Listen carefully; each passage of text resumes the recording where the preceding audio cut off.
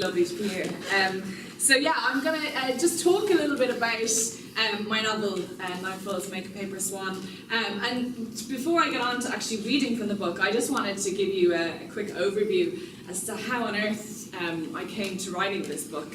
I am from Dublin myself, but I'm not Jewish. And so the journey to how I found myself spending about 5 years of my life researching and ultimately writing a novel about the history of Irish Jews. I'd like to share that with you. And also, it's fascinating, especially after what we've just heard from Paul, because, we only crossed paths last year, and it turns out that, the wonderful group of researchers that he mentioned and I were both separately conducting all this research on the history of Irish Jews and their depictions in literature.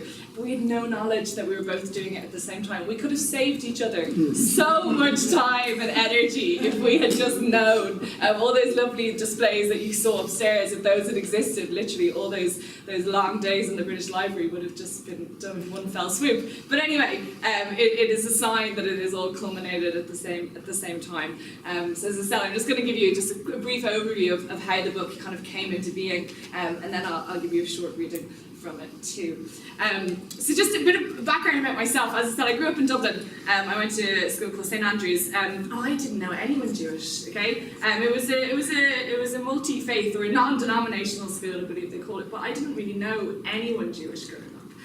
But then I moved I went to university in the UK, I went to Cambridge, and loads of my friends were Jewish. Most of my best friends were Jewish. And, the more we got to know each other and talk about our upbringings and our backgrounds, we started to spot certain parallels.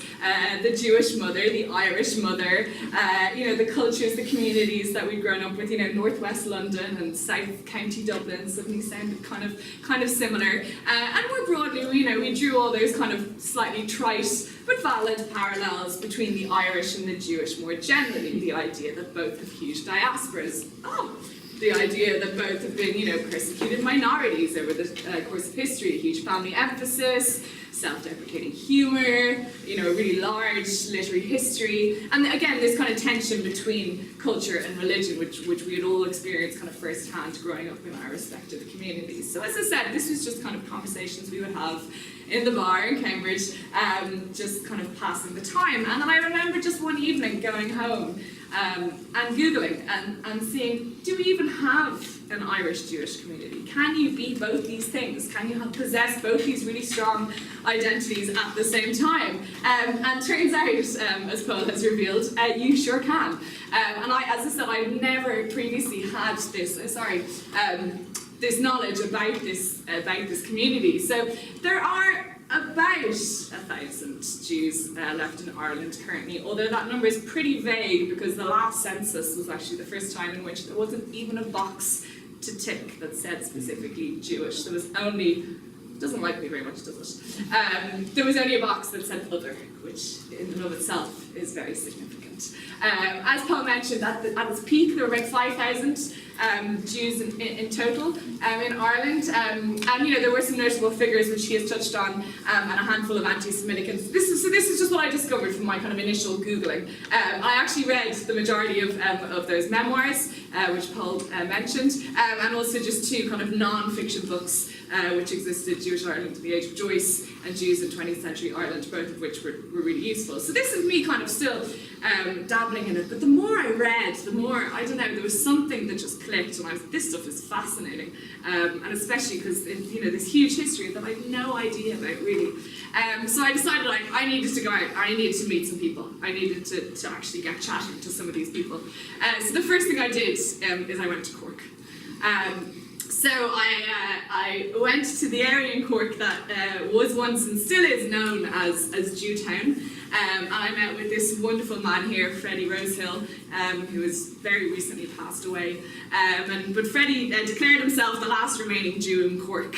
And he took me on a drive, and he showed me around Jewtown, and he took me to the old shul, and we had tea, and he just told me all about him and his family and his life, and crucially, he told me a story that I would proceed to be told probably about 100 times over the course of researching this book, which was that, how on earth had all these Jews found themselves in Cork? And according to Freddie and many others, the story goes that, Jews were fleeing the pogroms in Eastern Europe, and they were on boats bound for America, and the ship docked, and one of the captains cried out, "Cork, Cork!"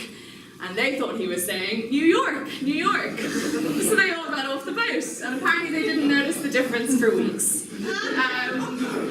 Now, whether that story is true or not, I think we can, probably guess it might be a stretch of the truth. But the amazing thing about that story is, as I said, I was told it by everyone, and it's almost this story that's been kind of subsumed into the Irish Jewish identity and passed down through generations.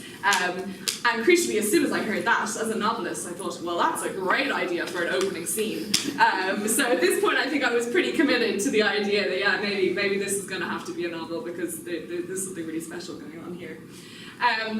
As was kind of touched on by Paul, but, I then, thinking about when the Jews first arrived to Ireland at the turn of the 20th century, and, the kind of their role in early 20th century Ireland, I found a lot of stuff was written about, at this time, both the Irish and the Jews. One of their big priorities was independence and establishing an autonomous homeland. And again, that was another parallel between the two. And I found, a lot of kind of Irish political rhetoric adopted phrases from the Jews. They spoke about Ireland being a chosen people and a chosen race who were going to, forge the promised land. So it was, again, another interesting set of parallels.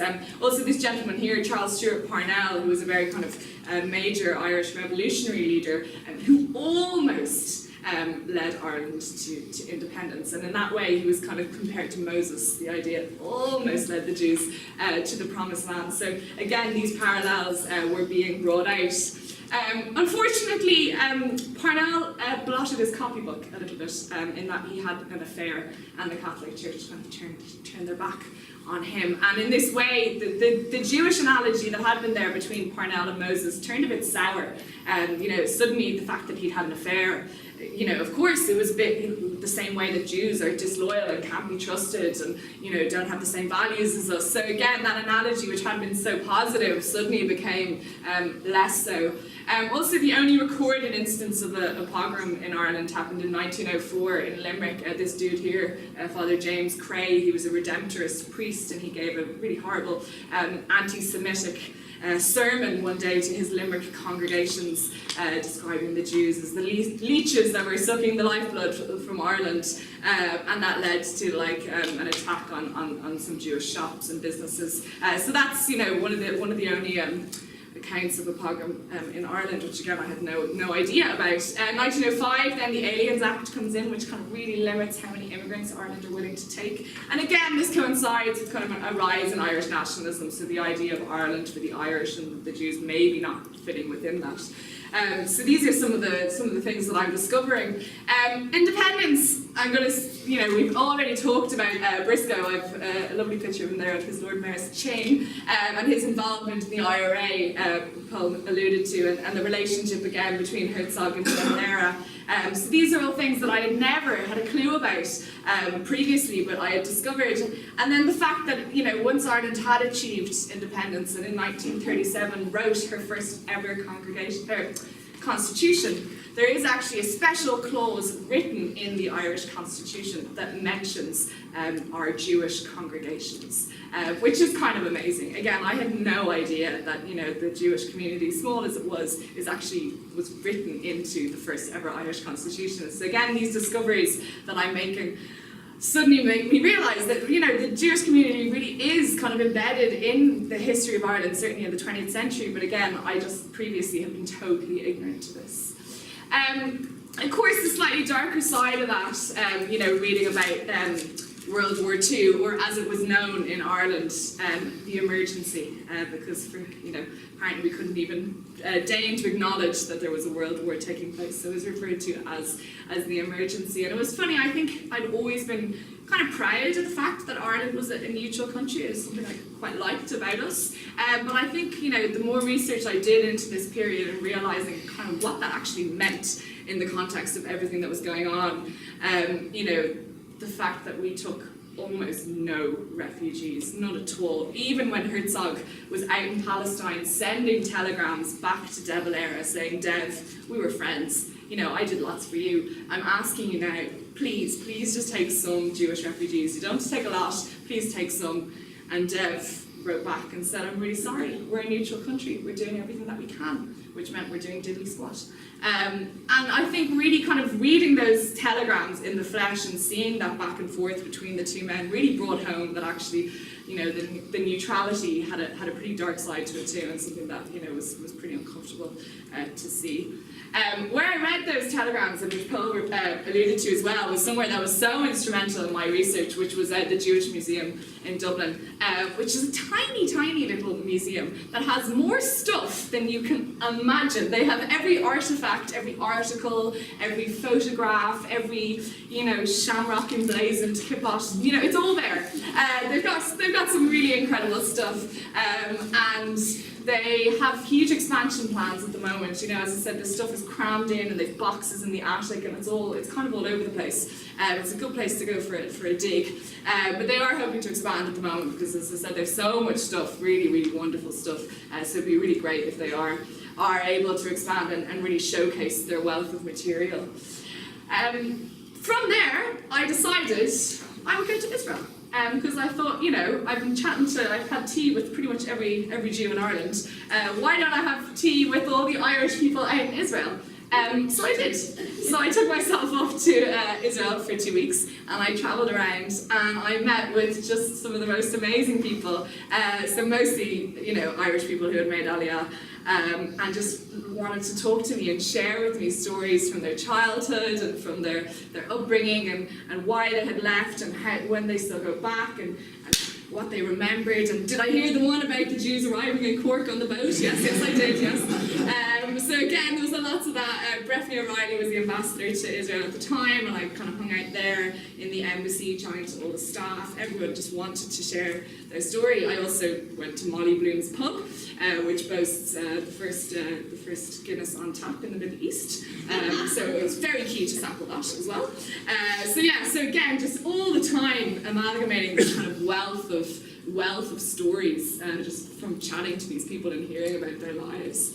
And really briefly, it's worth mentioning, at the same time that I was out in Israel, one of the things that people said about why they had made Aliyah and why they had left Ireland is that they felt that, unfortunately, in recent years, the kind of growing, Ireland is very vociferously pro-Palestine, and it's one of those things that they seem very invested in, and it's because in many ways they read these parallels into the Israeli-Palestinian conflict, into the situation in Northern Ireland, even though it's pretty problematic to map one directly onto the other. But because of that, there are people up north, flying the flags of Israel and Palestine, depending which side of the conflict they're on. So again, it was just so interesting to go from the early 20th century, when, as I said, Irish revolutionary leaders had been using this Jewish rhetoric and the chosen people and the idea of finding the promised land. And somewhere over the course of the 20th century, it almost flipped right the other way around, and now they read themselves into the Palestinian situation. So it was so interesting to map that transition. It was also really interesting when I was travelling around Israel in 2011. I got one of 3 reactions when I met people. Number 1, they would say, "Oh, you're from Ireland. Oh, very troubled country." And bear in mind, I was in Israel. I was like, "Wow, okay, yeah, I guess." I mean, number 2, if I ever did meet with anyone from Palestine, they would say, "Oh, you're from Ireland. I'm from Palestine. We're the same." And again, I was like, it's a bit more complicated than that, but we won't go into that. And the third one, I was travelling around with my best friend, who I met at Cambridge, who is Jewish, and we were travelling around together, and people would meet us, and they were saying, "Oh my God, someone from Ireland and someone from England travelling around together. You guys are a beacon of hope for us."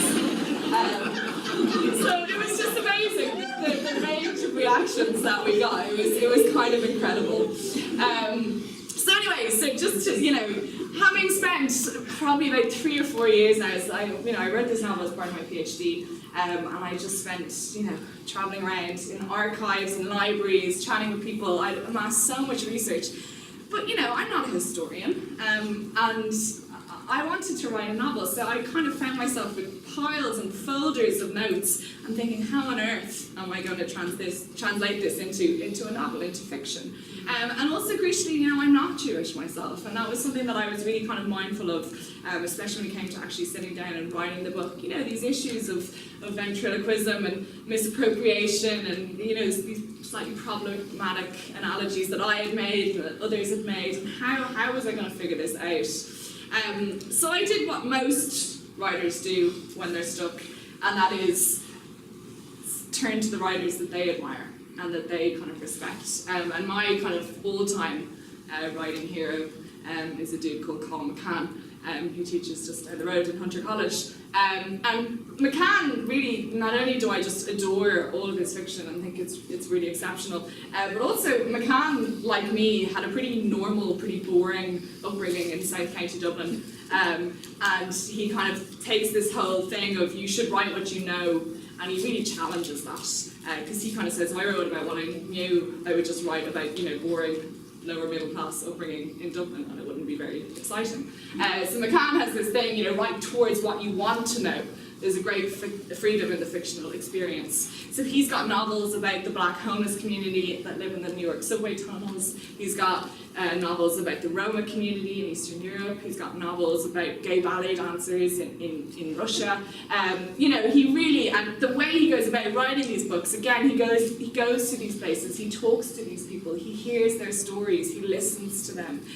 So a lot of that really, really spoke to what I was doing and what I was trying to do in my novel. I've kind of written about this in a slightly boring academic way from a journal article. But I really just admire what he does and the things he does with form and language when he's writing about these kind of other communities. So that's kind of how I set about, writing Nine Foes. As James alluded to, it's got 3 narrative strands. That's for 2 reasons. Number one, I love books that have different narrative strands and that kind of intertwine and overlap and come together. Also, on a far more logistic basis, I'd done so much research, so I was like, how best can I cram in all this information? I know, I'll have one storyline at the start of the 20th century, one in the middle of the 20th century, and one in the present day. So that was kind of a strategic way for me to bring this in. Again, I tried to play around with form and structure and language, and also making it kind of self-reflexive. So the idea that if I was worried about, being this kind of non-Jew writing this novel, how could I weave that into the novel? How could I bring that in? So as James mentioned, one of the characters, Aisling, she's an Irish girl living in London who falls in love with a Jewish man and is thinking of converting so that they can get married. And again, she kind of represented me. She's like a curious outsider looking in, like finding this culture fascinating, but not knowing if she's kind of treading too far, she's getting too far involved. She's kind of doing her research, but not knowing if she's overstepping the mark. So as I said, she became kind of like a doppelganger for me during this whole process. Again, all the themes and ideas that you would expect really run throughout the book. About storytelling, about diaspora, home and belonging and identity. I also was feeling slightly brazen, I guess, and actually included some of the real life figures that we have mentioned today. Lady Gregory Bethel Solomon's, the Irish Jewish Museum, Joyce, of course, features there as well. And I wanted to bring in these real people just because they're so fascinating, and I could either create a fictional version of them or just go for it. So I did the latter. I put up just a couple of reviews there, not to be like, look, people said nice things about the book, which they did, thank God. But also, I just picked out and read. It was really interesting upon the publication of the book. Obviously, everyone instantly mentions the Joyce thing. I don't highlight that to be like, look, I'm being compared to Joyce, because I don't think it's anything to do with my writing. But I just thought it was fascinating, because when I told people that I was writing a book about Irish Jews, they're like, ooh, that's brave, isn't it? Trying to do a bit of a Joyce. But the fact was, Ulysses was published in 1922. And I think because Joyce looms so large, I fear that the Irish Jewish community hasn't really been written about in literature ever since, because no one wants to tread on Joyce's toes. But the point is, what happens then is that the community isn't written about. So again, I didn't know all these stories, I didn't know all these histories, because they haven't featured in novels that I've read. So I think it was just funny that everyone, I think, the Guardian and the Jewish Chronicle both said that I had chutzpah for daring to tread on Joyce's toes. But I'm glad that I did, because again, the wealth of stories that I discovered when researching this novel that hadn't been told, I just felt, it was about bloody time. And just to finish, the timing of this has all been kind of mad, obviously in terms of what's going on in the news, the refugee crisis, the rise in anti-Semitism, here in the UK. It's been kind of crazy. Also, there was a collection of poetry called Jewtown by this writer Simon Lewis, came out maybe like 3 months after my novel. So as I said, having never read about Irish Jews in contemporary literature, the fact that my novel and his collection of poetry came out in such quick succession was kind of freaky. The fact that this exhibition, as I said, that Paul was leading the charge on, was also going on, that I had no knowledge, again, is so surreptitious. The timing. Surreptitious is the word I mean. Serendipitous, there we go, I'm good with words. The timing was just weird. Also, last time I spoke to COLUM McCann, he told me that the novel he's working on at the moment is set in Israel. I was like, you stay off my turf. So yeah, it seems there is something in the air at the moment which seems kind of amazing. And just to finish, I actually brought along a copy today. The book it just got published in Hebrew. So I have a copy of the Hebrew translation here, which is kind of amazing. All these words that I apparently wrote but cannot make head nor tail of is kind of an amazing feeling. And then the paperback, the lovely multicolored paperback version, comes out in the UK on Thursday. So it's an exciting time. So I'm just going to finish with a reading from the novel. I'm going to read right from the very start. And this is, as I said, I was being totally literal when I said that story about the ship arriving makes for a killer opening scene, because guess what? The opening scene of the novel is precisely that. So I'm just going to read a short extract. And again, just as a heads up, one of my characters has the same name as me, and I promise that is nothing to do with ego, but it's a nice Jewish name. So I went with that. Ruth heard the sound of bone before she felt it. The crack was clean, just below the shrivel of her knuckle. Her body lurched forward from where it sat on the bed to land on that single, snappable point. Tata! She cried out for her father next to her in the darkness. Tata, I think I've broken the panic colliding all her words into one. But the ship's moan was so loud it drowned her out, its very own version of pain. The prow buckled beneath the force of the crash, the impact rippling along the hull. The waves leapt acrobatic. The propellers paused mid-propel. While above, the Atlantic stars spelled out a Morse code of dots. SOS. Save our souls. Sinking our ship. Below deck, the bunk beds were nearly wrenched free from their fixings, the wood already gnarled with splinters that seemed sharp enough to prick the darkness and bleed it out, like a bullock drained the kosher whey. As it happened, the ship itself had been for cattle once. Herds of beasts sailing off towards the foreign slaughterhouses, the white-pink sinews of their shoulders knotted tightly together, hooves ankle deep in the muck-splattered straw. But now, the stench of it was back again, the cold, meaty waft of fear, because the boat had crashed.